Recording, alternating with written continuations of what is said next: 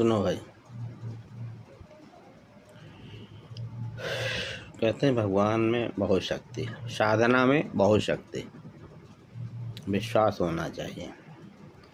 श्री शांतिलाल जी विश्वकर्मा, इनके जीवन की सत्य घटना है, इसी कलयुग की घटना है। इन्होंने अपनी जो अनुभूति है, भगवान सूर्यनारायण की कृपा है, उसको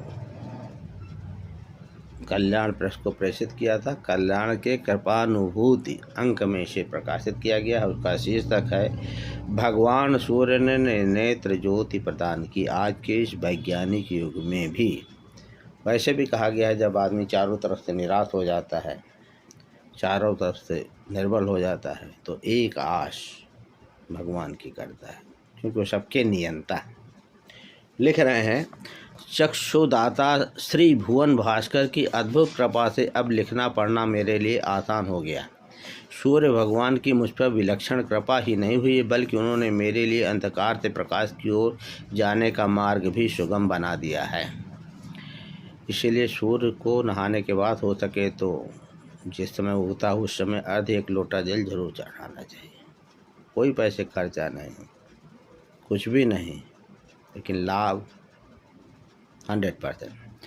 यह बात सन 1988 ईस्वी की है। अब देखिए, मैं तो इस कलयुग कह रहा था, 1988 कितने दिन में जाके इनकी सत्य इनके जीवन की घटना है। यह बात सन 1988 ईस्वी की है। वो कहते हैं, मैं चक्षु रोग से इतना परेशान और चिंतित था कि मुझे रात को नींद भी नहीं आती थी। दिन को अपने परिजन एवं पूज्यजनों का भी ध्यान नहीं रहता था। वे यदि मेरे नज़दीक से गुजरते थे तो मैं उन्हें पहचान नहीं सकता था, इतनी कमज़ोर थे। अतः मेरे लिए प्रणाम अभिवादन करना या कुशल क्षेम पूछना भी कठिन हो गया था। इस प्रकार 3 वर्षों तक लगातार दुखों का पहाड़ ढोते हुए व्यतीत हो गए। कुछ दिनों तक मंद शौर क्षेत्र के एक अनुभवी नेत्र चिकित्सक से दवा कराता रहा, किंतु कोई विशेष लाभ नहीं हुआ और अंत में चिकित्सक महोदय ने तो यहाँ तक कह दिया कि अब आंखों में रोशनी आना संभव नहीं है, क्योंकि रोशनी प्रदान करने वाली नस सूख गई है।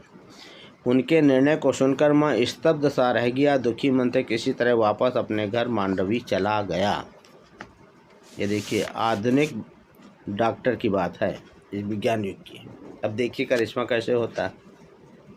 वो कहते हैं, मैं तथा मेरे गुरुजी पुनः रतलाम गए। वहाँ के चक्षु रोग विशेषज्ञ से इलाज करवाने की इच्छा की और सुपीरियर अच्छे डॉक्टर थे। उन विशेषज्ञ जो स्पेशलिस्ट थे, महोदय ने डॉक्टरी रिपोर्ट देखी एवं मेरे रोग का निरीक्षण किया और उन्होंने भी नकारात्मक निर्णय दिया। उनका